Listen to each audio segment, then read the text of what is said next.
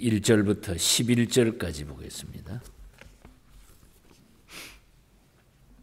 1절부터 11절까지 제가 봉독해 드립니다. 형제들아, 신령한 것에 대하여 나는 너희가 알지 못하기를 원하지 아니하노니 너희도 알거니와 너희가 이방인으로 있을 때에 말 못하는 우상에게 끄는 그대로 끌려갔느니라.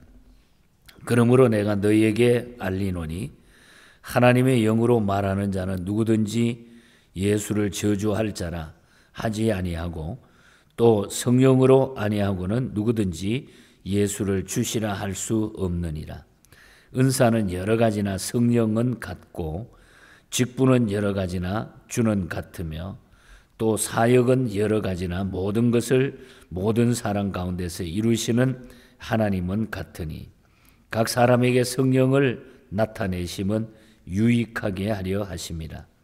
어떤 사람에게는 성령으로 말미암아 지혜의 말씀을, 어떤 사람에게는 같은 성령을 따라 지식의 말씀을, 다른 사람에게는 같은 성령으로 믿음을, 어떤 사람에게는 한 성령으로 병 고치는 은사를, 어떤 사람에게는 능력 행함을, 어떤 사람에게는 예언함을, 어떤 사람에게는 영들 분별함을, 다른 사람에게는 각종 방언을, 어떤 사람에게는 방언을 통역함을 주시나니 이 모든 일은 같은 한 성령이 행하사 그 뜻대로 각 사람에게 나누어 주시는 것이니라.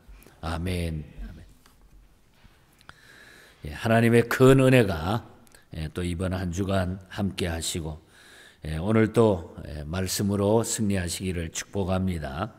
우리 12장 말씀에는 이 고린도 교회는 그 은사 여러 가지 이제 은사 문제로 말이 많았던 그런 문제들이 많았던 것을 보게 됩니다.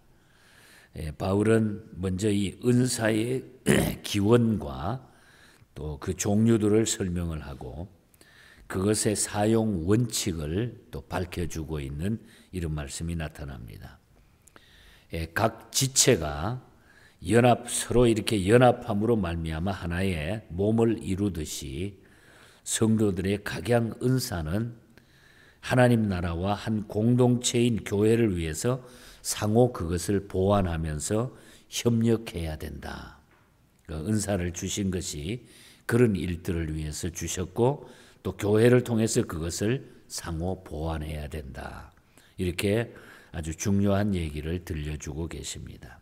그리고 이 모든 은사는 성령의 역사다. 성령의 역사로 은사가 주어진다. 그렇게 말씀하고 있습니다. 그래서 오늘 아침에는 우리가 성령의 역사에 대한 말씀을 우리가 한번 나눠볼까 합니다. 우리가 너무나 잘 아는 대로 성부, 성자, 성령 이것을 우리가 삼위일체라, 삼위일체 하나님이라 각각 그 위는 다르지만은 하나의 하나님이신 신비성을 가지고 있는 것이 우리 기독교의 이 중요한 교리 중에 하나죠. 성부, 성자, 성령 하나님. 그런데 이 성삼위일체 하나님은 창조 때도 함께 하셨고 인간을 구속하는 데도 함께 역사하셨는데 하나님께서 우리를 선택하시고 또 성자 예수님께서는 우리를 구속하시고 또 성령 하나님께서는 성도를 불러서 구속을 완성하시는 일에 두드러지게 역사하셨다. 그러니까 우리가 이 삼위일체 하나님의 그 역사를 보면은 그 누구도 할 수 없는 다 하나님께서 하신 것이라. 이것을 우리는 삼위일체 교리다. 우리가 믿지 못하면 설명이 안 되는 부분들이. 우리가 이것을 이미 믿기 때문에 별 우리에게 문제가 되지 않지만은 바로 이 놀라운 깊은 진리가 중요하다는 거죠. 그래서 바울은 이것을 설명하면서 은사에 대한 교회 안에 나는 이런 은사 받았는데 저런 은사 받았는데 해가지고 은사의 유익이 아니라 오히려 은사 때문에 교회가 더 복잡해지는 거예요. 자기 것만 막 주장하다가 보니까. 그래서 물론 13장에 가면 그래서 가장 중요한 것은 그게 아니라 사랑이다. 그래서 고린도전서 13장 사랑장이 그렇게 연결이 되어지는 것이죠. 자, 그러면은 이 성령의 역사는 어떻게 역사되느냐? 어떻게 우리에게 유익을 주느냐? 먼저 성령의 역사는 신앙을 고백하게 만든다는 거죠. 오늘 3절입니다. 본문에. 그러므로 내가 너희에게 알리노니 하나님의 영으로 말하는 자는 누구든지 예수를 저주할 자라 하지 아니하고 또 성령으로 아니하고는 뭐라 그랬어요? 누구든지 예수를 주라 시인할 수 없다. 성령으로 아니하고는 우리가 예수 그리스도를 나의 구원의 구주라 시인할 수가 없다는 거예요. 그러니까 성령께서는 우리가 신앙을 고백하게 만들어 주신다. 성령의 역사예요. 신앙을 고백하는 것은 성령의 역사가 아니면은 불가능하다는 것이죠. 베드로가 신앙 고백을 잘한 것은 자기의 지식이 아니고 성령의 역사였다는 거죠. 베드로가 어떻게 고백해? 주는 그리스도시요 살아계신 하나님의 아들입니다. 라고 고백한 것은 성령의 역사라는 거예요. 자기 힘으로 되지 않는다. 사실 우리 스스로를 생각해 봐도 그렇잖아요. 우리가 예수 믿고 그 복잡하고 그거 믿어지지 않는 거 내가 믿을 수 있고 그 예수님이 나의 구원의 구주라고 하는 걸 우리가 어떻게 내 힘으로 고백할 수 있어요? 성령의 역사가 아니면은 믿어질 수 없다고. 그래서 성령의 역사는 신앙을 고백하게 만든다. 저와 여러분이 이미 하나님 앞에 이 신앙을 고백할 수 있는 것은 성령의 역사였던 것을 믿습니다. 여러분. 성령은 이렇게 유익을 준다는. 그 다음에 성령의 역사는 성도에게 모든 삶에 유익을 준다는 거죠. 유익함을 준다.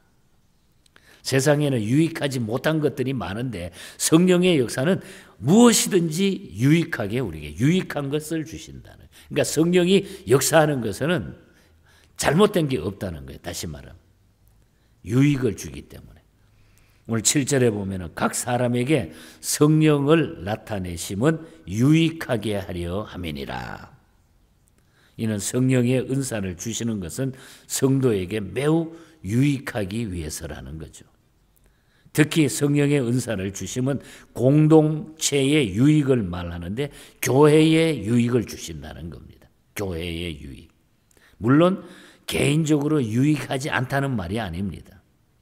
개인적으로도 많은 유익을 주십니다. 예를 들어 본다면은 바울은 말하기를 로마서 8장 26절에 이렇게 고백을 했잖아요.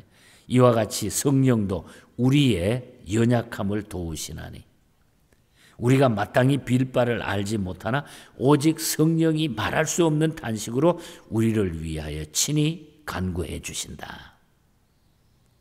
성령님은 우리의 신앙생활 전반에 있어서 모든 것을 도와주시는 분이 성령님이라. 성령의 역사.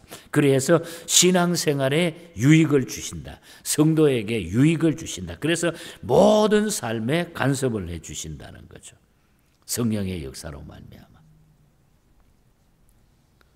브라운 목사님이라고 하는 분이 말년에 젊은 시절에 목회를 잘 하다가 말년에 병이 들어가지고 또 이것저것 주변의 환경 때문에 너무너무 고민하면서 너무 걱정하면서 힘들게 사셨어요.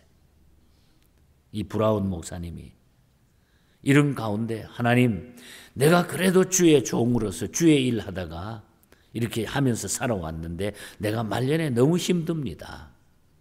너무 힘듭니다. 아마 나뿐만 아니라 이런 사람들이 또 있겠죠. 인생길을 걸어가면서. 그래서 내 힘으로는 도저히 견딜 수 없으니까 주의 성령께서 나를 좀 도와주시면 좋겠습니다. 나를 인도해 주시기 바랍니다. 그래서 끊임없는 성령의 인도함을 받아야 내가 살아갈 수 있다고 하는 이 거룩한 성도의 삶을 성령의 인도함을 받게 해달라고 하는 이 기도하는 마음으로 기원하는 마음으로 만든 찬송가가 171장 찬송가예요. 비둘기같이 온유한 비둘기같이 온유한 은혜의 성령 오셔서 거룩한 거친 맘 다 어루만져 주시고 위로와 평화를 주시옵소서. 진리의 빛을 비추사 주의 길 바로 걸으며 주님을 옆에 모시고 경건하게 살게 하소서. 내가 너무 힘든데 그래도 주님 모시고 살게 해주세요. 주님과 동행하면서 거룩한 길 행하며 진리의 예수 붙잡고 이 어렵지만은 길 잃지 않게 성령님 나를 인도해 주시옵소서. 연약한 나를 도와주시고 하늘에 먼 길 가다가 주님 품에 안기는 그 영원한 안식 성령께서 나를 인도해 주시옵소서. 간절한 기도에 찬송시를 써주셨어요.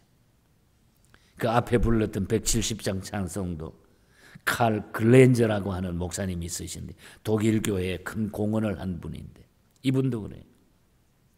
피아니스트를 하면서 바이올린을 켜면서 성악을 하면서 작곡에 아주 뛰어난 음악성을 가진 분입니다.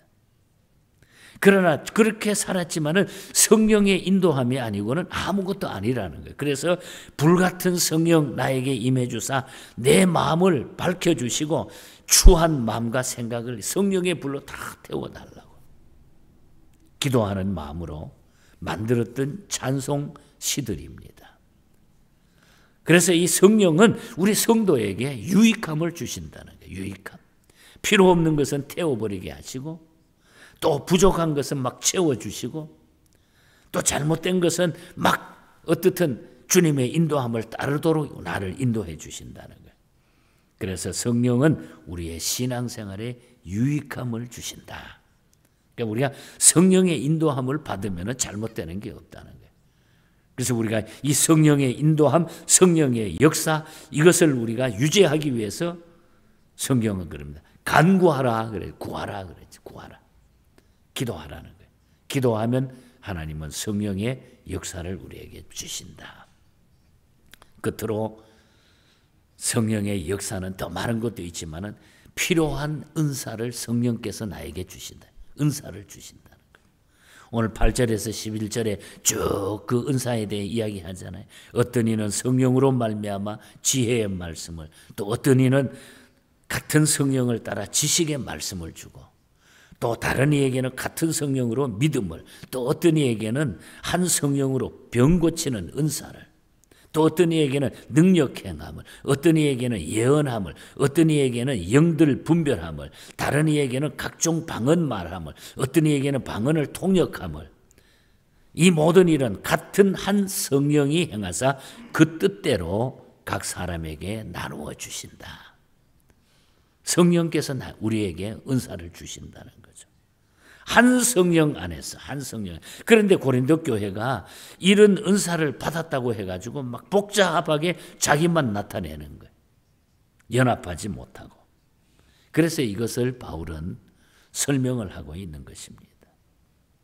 그래서 모든 은사는 교회 발전에 필요한 은사다. 교회 부흥에, 공동체 부흥을 위해서 하나님은 바로 이 성령의 은사를 우리에게 주셨다. 은사는 내 혼자 그거 가지고 내 자랑하고 내 걸 나타내라는 게 아니라 공동체에 유익을 주기 위해서 성령의 은사를 우리에게 주셨다는 거예요. 그래서 정말 우리가 귀한 은사들은 공동체 안에서 다 존중받게 돼 있다는 거죠. 은사는 개인적으로 인기나 얻고 환영이나 받으라고 주시는 것이 아니고 하나님의 교회 공동체를 위해서 복음 전하라고 주시는 은사들이다. 그것을 통해서 복음 전해져야 된다. 그래서 우리는 은사 활용에 대해서 하나님께 영광을 돌리라는 거죠. 그 은사를 통해서 하나님께 영광 돌리고 교회를 위하여 복음을 전하기 위해서 바로 이 은사를 활용해야 된다.